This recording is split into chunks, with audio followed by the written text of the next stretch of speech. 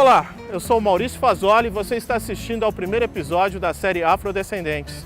Olha só o que vem pela frente. É um conceito tão difícil de você estabelecer. Mas esse problema de saber quem é negro não só começa quando a população negra passa a ter direitos. Então vai ter sempre aquele cara que o tataravô era negro.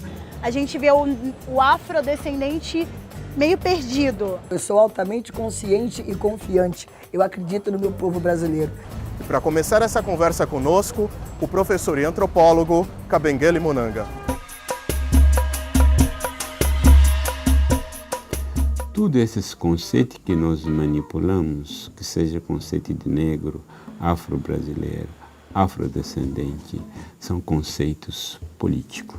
A população negra consciente chegou a um momento de que precisava unificar todos os oprimidos, porque tanto os mestiços quanto os que têm aparência totalmente negra, todos são vítimas do racismo, que precisava unificar essas pessoas em torno de uma mesma luta, utilizando uma única terminologia, porque mesmo sendo aquele que são mestiços, se ele sofre alguma discriminação na vida dele, pelo fato de ser mestiço, é por causa da negritude que ele carrega também. É tão político que nos Estados Unidos você vai encontrar alguém que tem toda a fenotipia ocidental. Você olha para a cara dele, ele pode ter o cara de fenotipia de um cara do sul do Brasil, e essa pessoa se assume como negro, pelo fato de ter uma única gota de sangue. Segundo a arqueologia genética, o homem moderno surgiu no planeta há aproximadamente 130 mil anos. Mas será que hoje a ciência é capaz de determinar com exatidão quem são os indivíduos verdadeiramente afrodescendentes? Um grupo apreciável de geneticistas afirma que a diferença genética acumulada entre os indivíduos dos diferentes continentes humanos, dos seres humanos que habitam os diferentes continentes da Terra, ela não é grande o suficiente para que esses indivíduos sejam classificados como pertencentes a raças diferentes. No entanto, isso leva a uma outra discussão, que seria: será que tem um limite de diferença genética preciso, a partir do qual eu digo a partir disso tem raça, a partir disso não tem raça? Não, isso também não está bem estabelecido. E por que ele passou a ser evitado? Não por causa do conceito raça ou pelo conceito de diferenciação genética, mas pelo problema do racismo. Um indivíduo pode saber que ele é afrodescendente porque ele tem uma informação histórica que ele sabe que os seus ancestrais vieram da África. Ou então porque ele tem uma identidade cultural como a comunidade de origem africana, mas também tem, nos dias de hoje, a possibilidade de você olhar isso com marcadores biológicos que estão presentes no DNA, no material genético das pessoas, que podem vir a confirmar um registro histórico-cultural de que, de fato, o indivíduo é um afrodescendente. O afrodescendente é necessariamente quem nasceu, de pais africanos em outro contexto na diáspora, ou só de pais negros na África? Porque a África tem pessoas brancas, eventualmente, inclusive pessoas brancas racistas, como no contexto da África do Sul, sem querer dizer que todas as pessoas brancas sul-africanas sejam racistas. Da mesma forma que afrodescendente, a ideia de afrodescendente, a identidade afrodescendente, a nomenclatura afrodescendente é uma construção, essa questão terminológica, a questão de negro, branco também é uma construção. Porque às vezes as pessoas, no senso comum, digamos assim, na linguagem comum, a gente pensa que é uma coisa que está dada, Está dada no corpo biológico, então é preto, fulano nasceu negro, outro nasceu branco, e essas coisas são construções dependendo do contexto. Ainda falando em conflitos, a política de cotas foi responsável por gerar polêmica em 2012, trazendo uma nova realidade para as universidades brasileiras. Nós, liderança do movimento negro, da década de 70, discutimos qual era a terminologia ideal para nós negros nos tratarmos a nós mesmos. No entanto, nós descobrimos que com a conquista das cotas, a palavra afrodescendente passou a ser uma ferramenta nas universidades. Então, brancos se diziam afrodescendentes porque podiam provar que tiveram um trisavô negro e estavam roubando as vagas dos negros nas universidades. E a partir desse fato, nós negros militantes decidimos parar de usar o termo afrodescendente. Eu sou a única negra de uma sala de 50 alunos, mas eu sou uma negra. E eu estou lá. E muitos negros que entram na faculdade hoje são os primeiros universitários da família. E aí você enfrenta aquela coisa de por que você não vai trabalhar? Cara, estudar não é para você, e é um movimento que vem crescendo devagarzinho para o que vai surgir. Eu acho que agora a gente vê o afrodescendente meio perdido, mas ele está se encontrando, ele está achando o caminho dele. Quando os americanos começaram a trabalhar com as políticas de cotas, a diferença em termos de educação entre africanos americanos, African-American, como ele diz, porque eles, como falei com vocês, conceitos têm conteúdo político, eles não aceitam mais o conceito de afro-americano. Você diz africanos americanos, não afro-americanos. Nos últimos 40 anos, 50 anos, meio século de cotas, a diferença em matéria de educação, que era de 50% mais ou menos entre branco e negro, caiu por menos de 10%. É muito significativo. Um dos problemas dos afrodescendentes é que carregam um passado de um povo que foi transportado da África para cá, no contexto da escravidão. Depois da abolição da escravatura, não foi imediatamente integrado na sociedade brasileira. Fizeram uma abolição jurídica, mas a abolição de fato, que se constrói com políticas de inclusão, essas políticas não foram feitas. Esse país tem uma grande luta pela liberdade. E essa grande luta pela liberdade foi sempre produzida pelos negros. Não era só um escravo do eito, mas também era o que fazia, engomava, o que tomava conta dos porcos, os que eram pedreiros, marceneiros. O primeiro editor brasileiro chama Paulo Brito, um homem que descobriu Machado de Assis, um homem que foi um poeta também, era negro. E assim como aconteceu com João Cândido, ele arma toda uma sistemática de guerra mesmo, né, contra a cidade do Rio de Janeiro para acabar com essa questão da chibata, ou seja, os marinheiros, que eram todos negros, da Marinha Mercante Brasileira, eles recebiam, em 1910, chibatadas.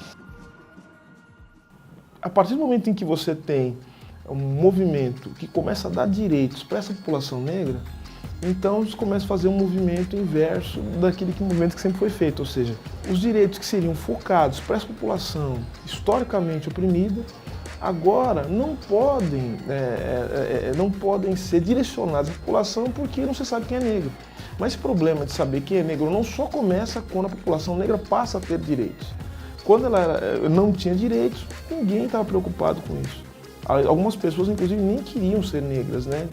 E pessoas visivelmente, né, fenotipicamente negras se diziam não negras. O que se entende, né, pelo sofrimento da condição de ser negro.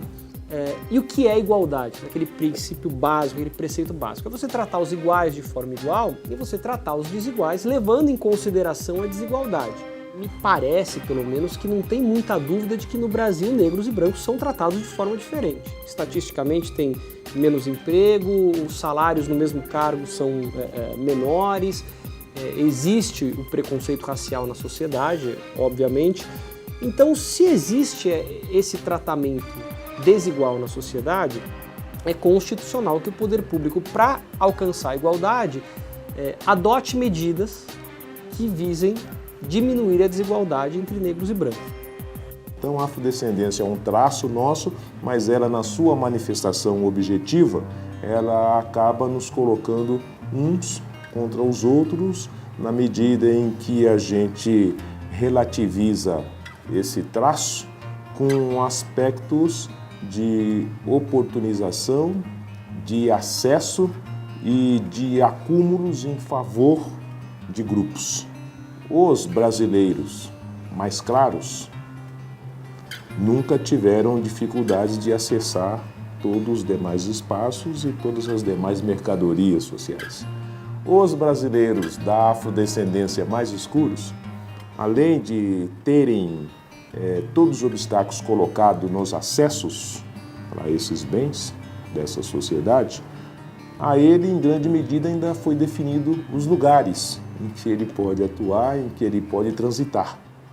Para quem não sabe, o conceito de racismo nasceu junto com a antropologia. É o que explica a especialista em conflitos Anit Metman. A antropologia, quando nasceu como uma forma de racismo.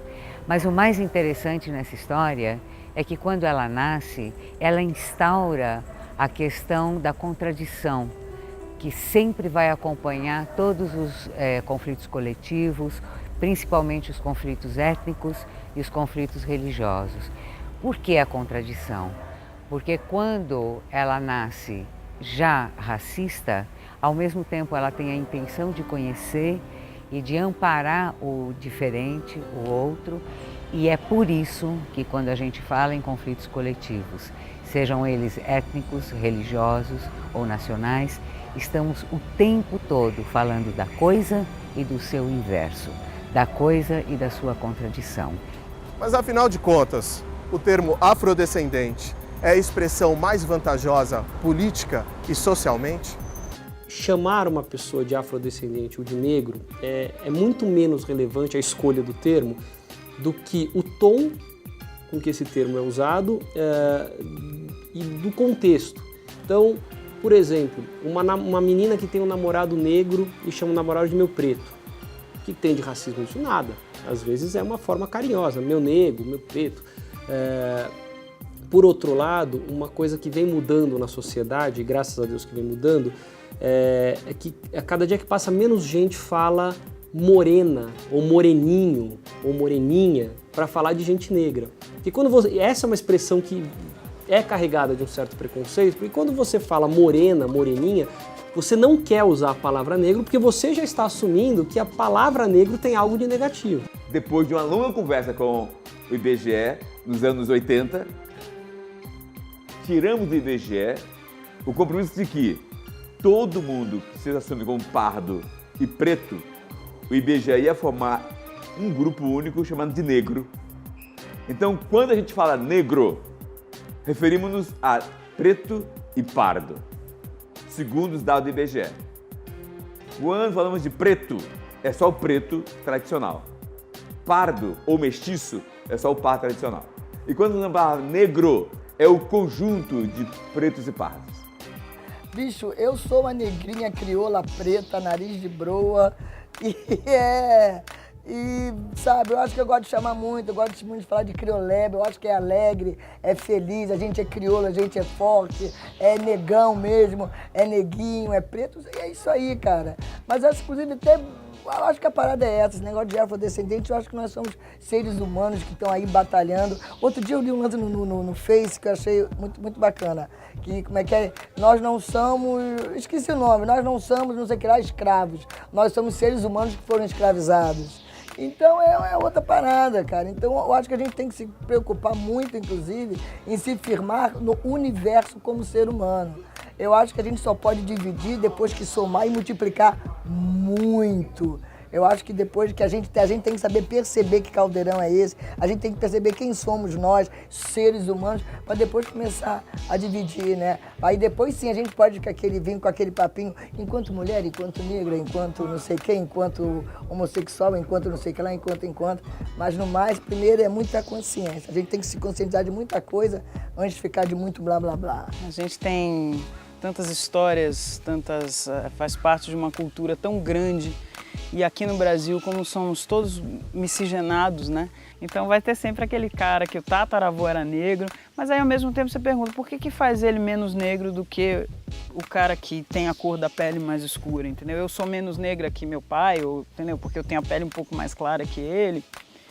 Então às vezes tem várias questões aí que sempre me coloca assim umas bolinhas na cabeça, realmente são questões que eu faço diariamente, assim, por que esse cara com tataravô, ele não tem essa culpa, entendeu? Ele pode se sentir tão negro quanto eu. O afrodescendente brasileiro, né, é um conceito tão difícil de você estabelecer, porque o Brasil, apesar, né, dos pouco mais de 500 anos de existência, né, como nação, como país, a sua população ainda não se definiu muito, né? Eu sinto que os afrodescendentes brasileiros que se reconhecem como afrodescendentes, eles estão ainda numa situação também de ambiguidade, né? Porque Assim como a sociedade não se reconhece, muita gente não se reconhece afrodescendente, é difícil também você se posicionar como afrodescendente assumido dentro do Brasil, né? O Brasil tem essa coisa do preconceito velado, que é bem complicado, é horroroso, né? Tem aquela famosa pesquisa de tipo, você é preconceituoso? Não, não sou. Mas você conhece alguém preconceituoso? Sim, conheço. E os números são absurdos. Até também porque tem uma série de questões em torno dessa afrodescendência que não é só da ascendência, né? Tem a questão social, tem a questão religiosa, tem uma série de outras questões que envolvem essa definição de afrodescendência, né? Essas identidades são construções, como qualquer identidade, não é uma coisa que está dada biologicamente, é uma construção, né? Social, cultural, política, em função de um contexto histórico específico, né? E a palavra afrodescendente é uma palavra mais recente, não para designar pessoas chamadas antigamente de pretos ou negros e tal, né? E que, por um lado, ela tem uma vantagem de abarcar um grupo maior de pessoas pardas, por exemplo, que talvez tivessem dificuldade de se assumir enquanto negros, né? E talvez tivessem mais facilidade de se afirmar como afrodescendentes. Então, de alguma maneira, para efeito do movimento negro, da mobilização das pessoas, enfim, para construir uma representação política maior, a palavra afrodescendente foi importante. Eu vejo que ela tem uma certa importância, né? Pensávamos que aquele conceito de afrodescendente era um conceito unificador para fugir do outro problema das pessoas que não querem aceitar a negritude. Tudo bem. Agora surge o debate sobre cota. O debate sobre cota utilizou o conceito de afrodescendente. Aí que algumas pessoas começaram a se aproveitar, que nunca se assumiram como afrodescendente, para dizer, olha, se a África é o berço da humanidade, somos todos afrodescendentes. Então podemos também ser aproveitados pelas cotas. É nesse sentido que algumas pessoas criticam o conceito. De que a pessoa que nunca se assumiram, de repente, se assume como afrodescendente para ser beneficiado pelas cotas. Eu acho que estamos no início de um processo que há tempo se esperou. Porque depois da abolição, o Brasil teria implementado política de inclusão do negro nacional numa nova sociedade, uma sociedade livre. Isso não foi feito. Demorou muito, graças às reivindicações do movimento negro, graças às reivindicações do outro setor da sociedade civil consciente brasileiro, que não são necessariamente de ascendência africana, essas coisas estão mudando, estamos entrando num processo. E se esse processo continuar, as coisas vão mudar. Você não muda de um dia para outro uma situação que durou séculos e séculos. Cria conflitos. Tem uma sociedade que não tem conflito. Os conflitos fazem parte da mudança. Porque tem pessoas que não querem que as coisas mudem, que querem manter o status quo. E aquela coisa que projetaram, que as cotas raciais iam trazer conflitos raciais que o Brasil nunca viveu, que nós teremos isso, aquele, era uma coisa incrível. Onde tem conflitos raciais? Você pode me dizer em alguma região do Brasil onde tem conflitos raciais? Não tem. Mas por que fizeram todas aquelas projeções lá? Para manter o status quo. Vamos encontrar pobres brancos de outras ascendências, mas numericamente os negros, as estatísticas mostram isso, somos os mais pobres entre os pobres, mas a história tem que mudar. E isso tem que trabalhar em dois planos. Você tem as políticas macrosociais, que algumas pessoas chamam de políticas universalistas, que atingem a todos, e as políticas específicas que atingem certas categorias da população, como os negros, como as mulheres, como as crianças, né? Então, cruzar essas políticas macrosociais e políticas específicas focadas, o Brasil vai mudar. Eu até no meu show costumo falar para as pessoas, sou altamente consciente e confiante. A gente está cada vez mais consciente, a gente está cada vez se percebendo mais, se conhecendo mais, e eu acho que a gente tem que utilizar mais o nosso tempo para isso. Ao invés da gente ficar, oh meu Deus, eu não posso entrar ali porque eu sou preto. Oh meu Deus, ele está olhando para mim torto porque isso aqui... Gente, meu filho está andando assim, ó. Foi, a fila anda, vamos embora aqui que eu tenho um objetivo. Eu tenho um objetivo de ser o que eu sou, de mostrar o que eu sou, de me amar, de se orgulhar de mim, orgulhar da minha raça, se orgulhar do meu povo, não só dizer o povo preto, isso aqui o povo Brasil, o povo humano. Aí eu acho que quando a gente perceber isso, você vai poder falar, eu sou um crioulo, eu gostaria de falar, eu sou um crioulo, entendeu? Mas aí você faz o que você faz aí com esse... que não tem outro jeito de falar não, meu irmão. Eu acho que a parada é essa. O dia que a gente se perceber, se fortalecer, a gente vai pensar isso. Então aí quando você olhar ao seu redor, você vai ver que o mundo está a seus pés e você aos pés do mundo também, que é importante. Não se desliga também muito da parada, não. Obrigado por me acompanhar. Eu vejo você no próximo episódio. Tchau!